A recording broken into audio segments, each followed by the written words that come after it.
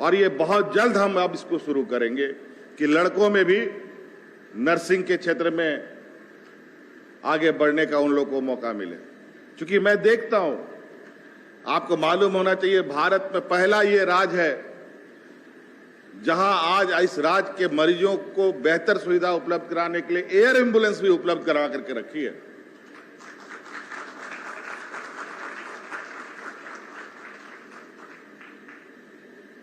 इसको लेकर अभी कुछ दिनों में जो चेन्नई का अपोलो समूह है, उनको भी हम लोगों ने यहां पर निमंत्रण दिया है।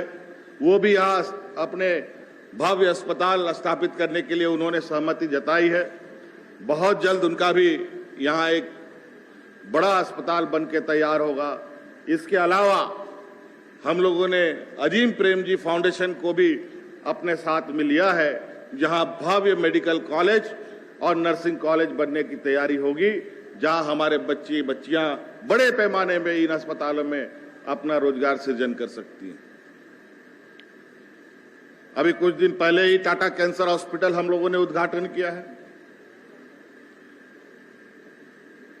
मैं चाहूंगा प्रजा फाउंडेशन के सदस्यों से कि अपने बच्चों का जो आप ट्रेनिंग देते हैं, उनका रिपोर्ट भी आप उनको उन जगहों पर दें, ताकि हमारे यहाँ के स्थानीय बच्चियां अधिक से अधिक यहाँ पर के जो संस्थाएं हैं उसमें उनको रोजगार मिल सके।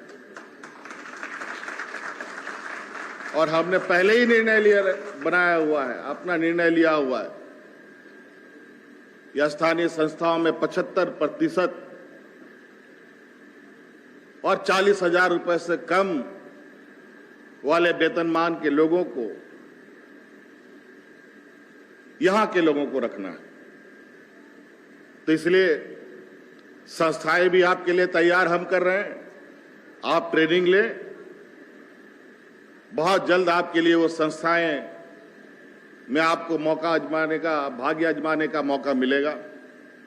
इसके साथ साथ अभी हमने ये भी कहा है, जल्द से जल्द यहां पर जो लेबोरेटरीज टेस्टिंग के जो लैब, जो पैथोलॉजी लैब्स होते हैं, इसकी ट्रेनिंग के सेंटर्स चालू करें, ताकि बच्चे अपने अपने जगहों पर स्वरोजगार के क्षेत्र में भी, अब सुदूर ग्रामीण क्षेत्र में पता चला कि कोई पैथोलॉजी लैब नहीं है। खून का जांच, पेशाब का भी जांच करना हो तो बड़े शहर में जाना पड़ता है।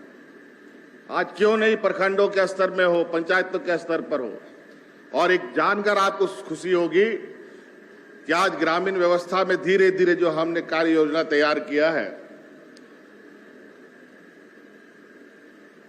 झारखंड का गांव कैसा है आपको बताने का जरूरत नहीं है। जंगल, पहाड़, पठार, अजीबोगरीब हम लोग का भौगोलिक बनावट है। तो चुनौतियां भी वैसे रहती है। कई बार अखबारों में आप देखते होंगे कि मरीजों को खटिया में उठा के लाना पड़ रहा है,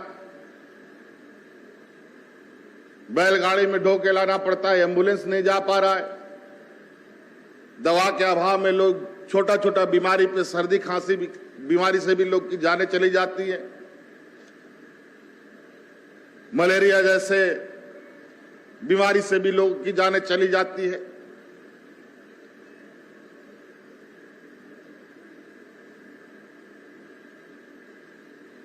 और छोटा हो बड़ा हो, अगर किसी का तबीयत खराब हुआ, दवा के लिए उसको आवश्यकता है दवा, तो या तो प्रखंड कार्यालय जाना पड़ता था या तो जिला हेडक्वार्टर जाना पड़ता था। और वो भी 5 बजे शाम के बाद तो सारा कुछ बंद। अगर हम चाईबासा का टोंटो गांव का नाम लें, गुदड़ी गांव का नाम लें, वहां तो 5 बजे के बाद, 4 बजे के बाद लोग सड़क पे भी नहीं दिखेगा। ये हालत है। लेकिन अब हमने ये निर्णय लिया है, अब पंचायत स्तर में भी दवा की दुकानें खुलेंगी और लोगों को दवा का मदद मिलेगा। अभी हाल में, अभी चतरा जिला में मैं गया था कुछ दिन पहले, पहली बार 2 पंचायतों में हम लोगों ने पंचायत स्तर में दुकानें खोलने का ये दिया है परमिशन दिया है, जहां दो नौजवान अपना दुकान खोलेंगे। दवा दुकान खोलने का पहले नियम होता था फार्मासिस्ट का डिग्री होना जरूरी है, और ये पता नहीं कब का कानून है, समझ से परे। जब लोग दवा मिला करके लोगों को दवा देते थे खाने के लिए, उस समय का ये कानून है। अब तो दवा क्या चीज का है, टैबलेट क्या चीज का है, इंजेक्शन क्या चीज का है, सिरप क्या चीज का है, वो सारा चीज तो उसके डब्बे में लिखा रहता है। तो इसके लिए फार्मासिस्ट होने के लिए क्या जरूरत है भाई? इसके लिए तो कोई भी 11th-12th का बच्चा पढ़ सकता है, इंटर का बच्चा पढ़ सकता है, डिग्री कोई ग्रेजुएट लड़का भी पढ़ सकता है। उसको पढ़ना आना चाहिए, पढ़ना लिखना आना चाहिए। तो जो पढ़ने लिखने जानता है वो भी दवा दुकान खोल सकता है। सरकार ने ये निर्णय लिया है।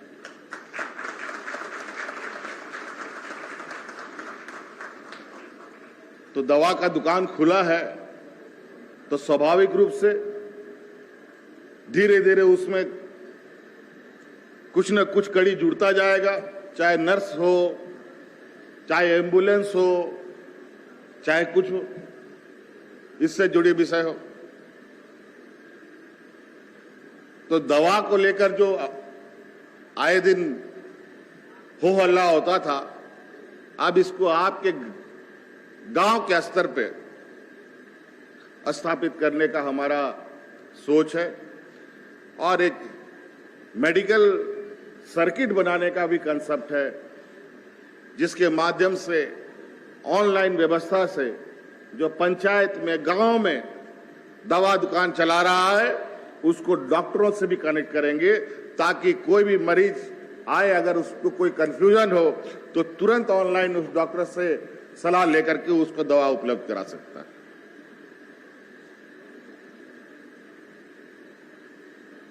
तो इसलिए अभी हम लोगों ने ये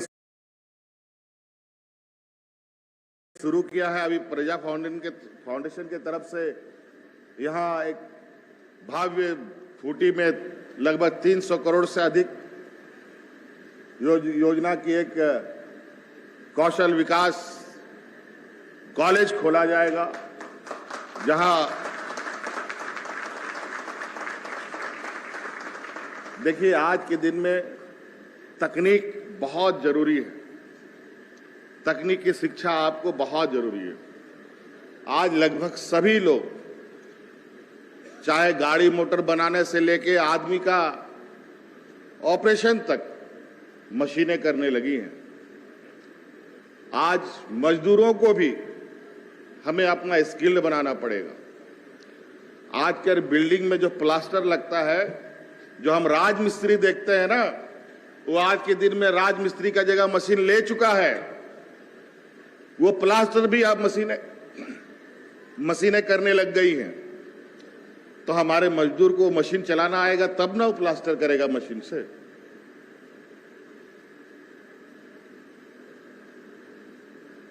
आज के दिन में सब रोबोटिक सर्जरियां होती है।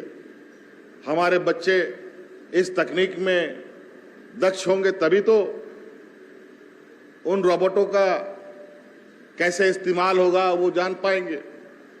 इसके लिए स्किल होना सबसे आवश्यक है।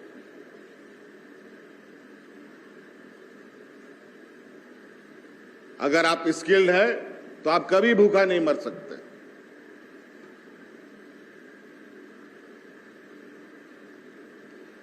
तो इसलिए आप सब लोगों को मेरी ओर से बहुत बहुत शुभकामनाएं। और अभी आप लोगों ने यह शिक्षा ग्रहण किया है, ट्रेनिंग ली है, और आज इस प्रजा फाउंडेशन में सिर्फ नर्सिंग का नहीं बल्कि अलग अलग ट्रेड का भी ट्रेनिंग बच्चों को दिया जा रहा है। जैसे खाना बनाने को लेकर, जैसे इलेक्ट्रॉनिक्स को लेकर, वेल्डिंग को लेकर। आप सबको पता है, तुम सब जितने भी हमारे बच्चे यहाँ पर इस राज्य में बिजली तो सब कोई जानता है, सबके गांव-गांव में बिजली चला गया, सबके घर में बिजली चला गया।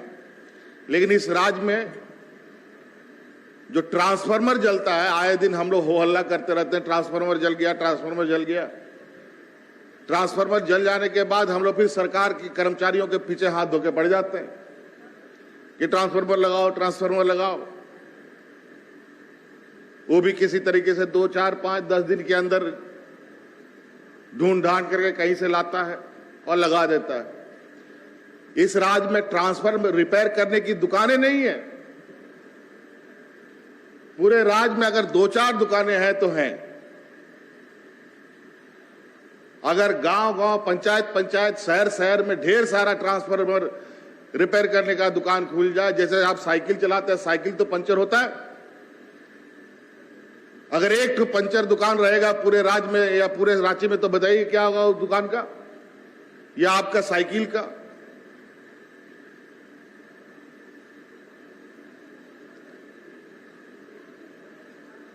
अगर गांव-गांव, पंचायत-पंचायत में अगर ये दुकानें रहती, जैसे जलता तुरंत बना करके लगा देता।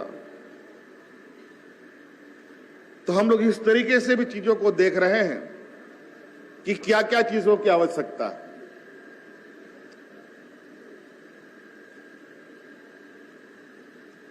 आज सांप काटने से लोगों की जानें चली जाती हैं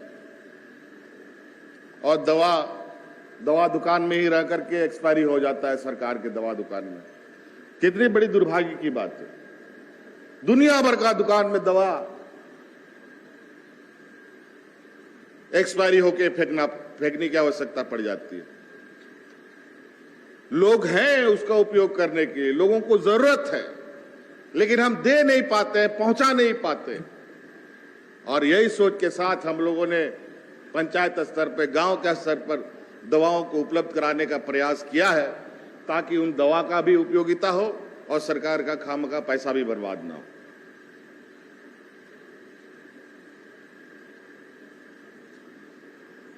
तो इसलिए और बहुत ज्यादा नहीं कहते हुए आप सब लोगों को आज के शुभ अवसर पर और प्रजा फाउंडेशन के इस प्रयास पर, और मैं आशा उम्मीद के साथ बिल्कुल प्रजा फाउंडेशन को बहुत बहुत धन्यवाद करना चाहूंगा कि आपने एक सार्थक और मजबूत प्रयास किया है, और इसमें जो भी हमें जोड़ने की आवश्यकता होगी, सरकार पूरी तरीके से इसमें जोड़ने का काम करेगी, ताकि हमारे बच्चों को अपने पैरों पर खड़ा होने का जो तैयारी है, जो ट्रेनिंग है, वो आप बेहतर तरीके से दे सकें। अभी हर क्षेत्र में, अभी आप नर्सिंग के लिए तैयारी कर रहे हैं, डॉक्टर के भी हम लोग बड़े पैमाने पर कैसे यहां अधिक से अधिक डॉक्टर बनाएं, इसकी भी तैयारी हम कर रहे हैं। मेडिकल कॉलेज की स्थापनाएं हो रही हैं।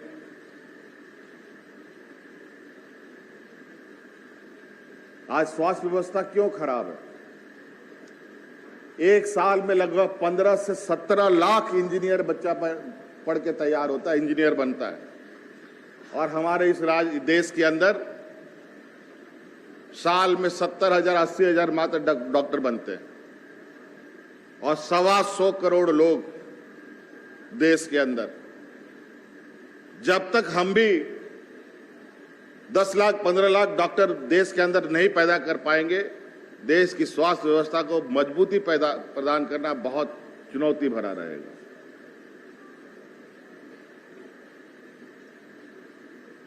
इसीलिए हर एक दूसरे चीजों से जुड़ी हुई कड़ियां हैं, सबको जोड़ते जाना है, और एक मजबूत राज्य की जो परिकल्पना है उसको साकार करने में आप लोगों की भूमिका निश्चित रूप से दिखाई देगी। इन्हीं बातों के साथ पुनः बहुत बहुत शुभकामनाएं। धन्यवाद। जोहार।